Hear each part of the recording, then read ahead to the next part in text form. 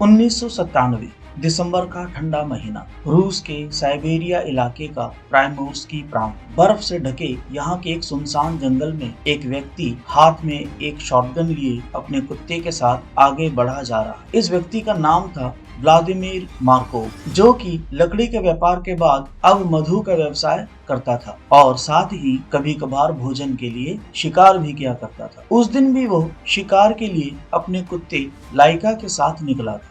शिकार से लौटते समय उसे कुछ साइबेरियन बाघ के पंजों के निशान दिखाई दिए। इन बाघों को यहाँ की एक प्रमुख नदी आमूर के नाम पर आमूर बाघ भी कहते हैं। यहाँ की एक आदिवासी जनजाति है जिनको उदेगे कहा जाता है। तो ये जो उदेगे आदिवासी हैं, ये इन बाघों को बहुत सम्मान पूर्वक देखते हैं और वो मानते हैं कि अगर कोई अकारण ही इन बाघों को नुकसान पहुंचाएगा तो उसे अम्बा नहीं छोड़ेंगे। यह भी एक सनातन धर्म की ही निशानी है वहां पर, और जो हिंदू हैं वो जानते होंगे बाघ का अम्बा से क्या नाता है। मार्कोव ने इन पंजे के निशानों को बर्फ पर देखा तो जरूर, लेकिन उसने इसे ज्यादा गंभीरता से नहीं लिया और वो आगे बढ़ता रहा। थोड़ी ही दूर उसको एक मरा हुआ वराह दिखाई दिया। उसे देख मार्कोव के मुख पर प्रसन्नता फैल गई, क्योंकि इससे उसके एक समय का पूरा भोजन का प्रबंध हो रहा था। पर कुछ ही समय में यह प्रसन्नता भय में बदल गई, क्योंकि अचानक ही उसके सामने कुछ दूरी पर एक रहस्यमयी विशालकाय बाघ खड़ा, जो धीरे धीरे उसी की तरफ बढ़ रहा था। क्षमा कीजिएगा, कहानी के बीच में एक निवेदन कर रहा हूँ। हमारा चैनल नया है तो सब्सक्राइब अवश्य करिएगा, बिना सब्सक्राइब किए मत जाइएगा। आपकी इसी मदद से मेरा चैनल आगे ग्रो कर सकता है। धन्यवाद। मार्कोव ने धीरे से अपनी शॉटगन निकाली और निशाना साधा। बिना अधिक देरी किए उसने गोली चलाई। बाघ बिजली के तेजी से पलटा और जंगल की तरफ भागने लगा। मार्कोव ने कई गोलियां और चला दी उसके ऊपर पीछे से, लेकिन विचित्र रूप से वो बाघ पल भर में ही गायब हो गया। मार्कोव ने कुछ समय तक इधर उधर देखा। जब उसे लगा कि सब ठीक है, सुरक्षित है, तो उसने वराह के मांस का एक बड़ा टुकड़ा अपने थैले में भरा और घर की तरफ चल दिया। भोजन के उपरांत वो सोचने लगा कि बाघ को गोली तो अवश्य लगी होगी और वह घायल भी हुआ होगा, लेकिन क्योंकि गोली का असर होने में थोड़ा समय लगता है, इसलिए कदाचित वो वहां से भागने में सफल रहा हो। लेकिन अपने चोट के कारण वो अधिक दूरी तक नहीं जा पाएगा और वहीं कहीं वो जरूर मरा पड़ा होगा। अब क्योंकि वहां ब्लैक मार्केट में बाघ के अंगों का अच्छा खासा दाम मिलता था, तो मन में अब मार्कोव के लालच आया कि क्यों न जा करके उस बाघ के शव को लाया जाए। कुछ समय बीतने के बाद मार्कोव अपने कुत्ते को लेकर फिर चल दिए जंगल की तरफ उस बाघ की खोज में। क्योंकि वे जंगल से भली भांति परिचित थे, तो उन्होंने इस बार एक अन्य रास्ता चुना उसी जगह पहुंचने का। मतलब वे उस रास्ते नहीं गए जिस रास्ते वे लौटे थे। पर इधर जंगल में बाघ का मरना तो दूर, वो घायल तक भी नहीं नजर आ रहा था और मार्कोव द्वारा उसका शिकार चुराए जाने और जान से मारने के प्रयास से वो बुरी तरह से आहत था। अब वो प्रतिशोध की ज्वाला मन में लिए मार्कोव की खोज में निकला। बाघ की सूंघने की शक्ति अधिक होती है, तो वो पहले उसी जगह पहुंचा जहां पर उसका शिकार मार्कोव ने चुराया था। वहां से उसने मार्कोव की गंध ली और उसी के सहारे वो मार्कोव की खोज में निकला। अजीब विडंबना थी, दोनों ही शिकार की खोज में एक दूसरे को ढूंढ रहे थे, पर शिकारी कौन था और शिकार कौन, यह अभी तय होना बाकी था। बाघ मार्कोव की गंध को सूंघते हुए अंततः मार्कोव के घर तक जा पहुंचा। मार्कोव का घर एक झोपड़े से अधिक न था। यह लकड़ी का बना हुआ एक कच्चा छोटा सा मकान था। बाघ क्रोध से भरा हुआ। वहां पर मार्कोव को ना पाकर बाघ झुंझला गया। उसने वहां रखी हर चीज को नष्ट कर डाला जिसमें से भी उसे मार्कोव की गंध आ रही थी। उसने वहां रखे एक कुल्हाड़ी के डंडे को भी दांतों से चबा चबा कर तोड़ डाला, क्योंकि उसमें से भी मार्कोव की हथेलियों की गंध आ रही थी। उसे उसी का चुराए हुए शिकार का मांस भी, बचा हुआ जो मांस था वो भी मिला। उसने गुस्से में आकर पूरा घर ही तहस नहस कर डाला। इसके बाद उसका गुस्सा फूटा मार्कोव के बिस्तर पर। उसने उसे दांतों में पकड़कर बाहर तक खींचा। उसके बाद उसने उसको पूरा नोच खसोट डाला। जब क्रोध शांत हुआ तब वो उसी पर लेट गया और वहीं लेटे लेटे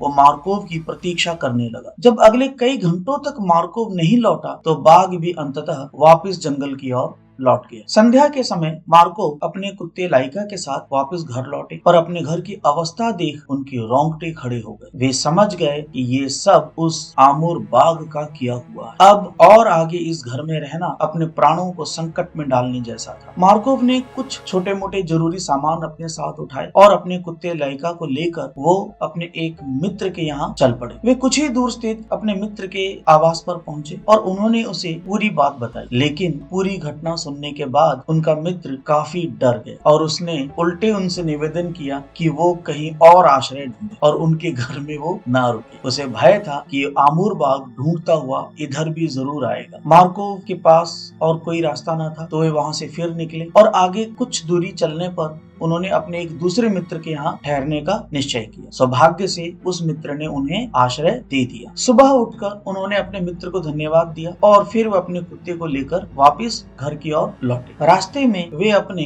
पहले वाले मित्र के घर के पास पहुंचे और वहां का दृश्य देख मन में फिर भय आ गया, क्योंकि उस घर के आसपास भी उसी आमूर बाघ के पैरों के चिन्ह थे, जिसका अर्थ था कि वो बाघ अब भी मार्कोव को ढूंढ रहा है। उन्होंने ध्यान दिया कि बाघ के पैरों की चिन्ह अब उस घर से जंगल की तरफ जा रहे हैं, लेकिन फिर भी आशंका तो बनी हुई थी कि वो आगे भी कहीं घात लगाए हो सकता है। उन्होंने अपनी शॉटगन बाहर निकाली, उसे लोड किया और बड़ी सतर्कता के साथ वे अपने घर की ओर बढ़े। मार्कोव ने काफी साहस जुटाया और वो अब अपने घर के नजदीक पहुंच गए थे। वे बड़ी सावधानी से आगे बढ़ रहे थे। उन्हें पूरी आशंका थी कि बाघ फिर कहीं जंगल से वापिस आता होगा या आसपास कहीं हो सकता है, लेकिन वह जगह बिल्कुल सुनसान और शांत थी और आज तो कुछ अजीब ही तरह से ज्यादा शांति। वे धीरे धीरे अपने घर की तरफ बढ़े, लेकिन उन्हें बाघ की कोई चिन्ह नजर नहीं आया। उन्होंने घर के एक चक्कर भी काटा, आसपास देखा, उन्हें ऐसा बिल्कुल भी कुछ भी नहीं मिला जिससे लगता हो कि बाघ इधर आया हो। जब वे सुनिश्चित हो गए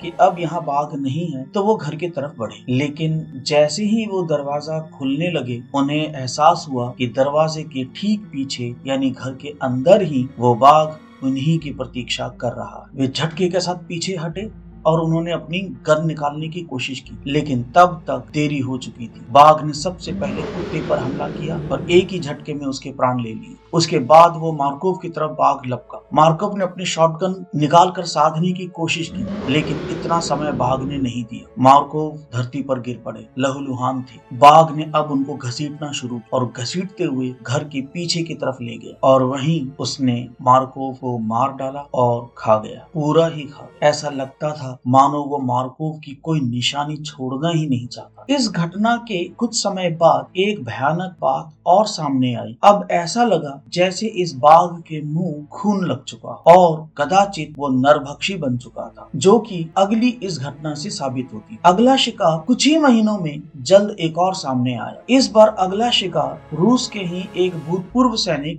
जिसका नाम आंद्रे पोचेपनिया था वो बना। वो वहां पर शिकार करने ही आया था, लेकिन खुद शिकार हो गया आमूर बाघ का। उसके पास भी एक बोल्ट एक्शन राइफल थी, लेकिन मार्कोव की ही तरह उसे भी वो राइफल चलाने का मौका बाघ ने नहीं दिया था। और पिछली घटना की तरह ही इस बार भी बाघ उसे पूरा खा गया था और इस बार तो उसने जिधर उसे मारा वहीं पर खाया था, जो कि थोड़ी सी अजीब बात थी। बाघ ऐसा नहीं करते, वे अपने शिकार को दूर कहीं सुरक्षित स्थान पर ले जाने के बाद ही उसे खाते हैं, लेकिन यहाँ ऐसा नहीं था। अगले कुछ दिनों बाद एक और बात आई सामने जो परेशान करने वाली थी। हुआ कुछ ऐसा कि वहां के नजदीकी गांव के आसपास बर्फ पर बाघ के पैरों के चिन्ह दिखाई दिए और कुछ लोगों ने तो यहाँ तक दावा किया कि उन्होंने बाघ को देखा है। इस घटना ने गांव वालों में भी भय भर दिया था। लोग भयभीत थे और अब रूसी अधिकारियों के ऊपर इसका दबाव बनने लगा था। वे इसका समाधान चाहते थे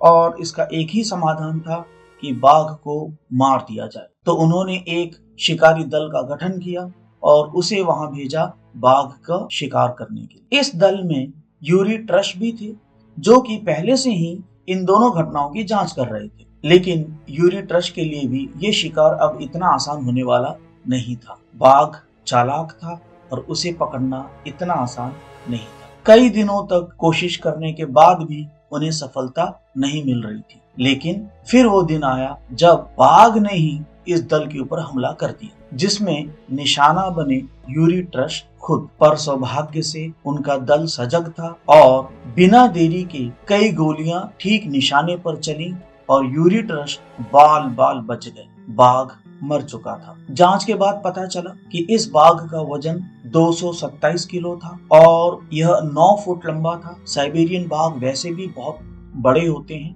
बंगाल टाइगर से भी बड़े होते हैं आकार में और शक्ति में भी। जांच के बाद ये भी पता चला कि इस बाघ के देह पर मार्कोव के चलाए हुए शॉटगन के कुछ छर्रे भी लगे थे, जिसका मतलब था कि कदाचित वो इसी वजह से शिकार नहीं कर पा रहा था क्योंकि वो घायल था, और हो सकता है कि इसी वजह से वो नरभक्षी बन गया हो। वैसे इन 2 घटनाओं के अलावा उसने और किसी मनुष्य के प्राण नहीं लिए थे। तो आपको क्या लगता है, क्या वो एक नरभक्षी बाघ बन गया था या वो केवल शिकारियों का शिकार कर रहा था, या फिर सचमुच यह अम्बा का प्रकोप था, जैसा कि वहां के आदिवासी उदेगे लोग मानते थे। कमेंट में अपनी राय अवश्य बताएं। वीडियो अच्छा लगा हो तो लाइक और शेयर अवश्य करें और सब्सक्राइब करना तो बिल्कुल भी ना भूलें। तो अगले वीडियो में फिर मिलते हैं। यहाँ तक वीडियो को पूरा देखने के लिए धन्यवाद।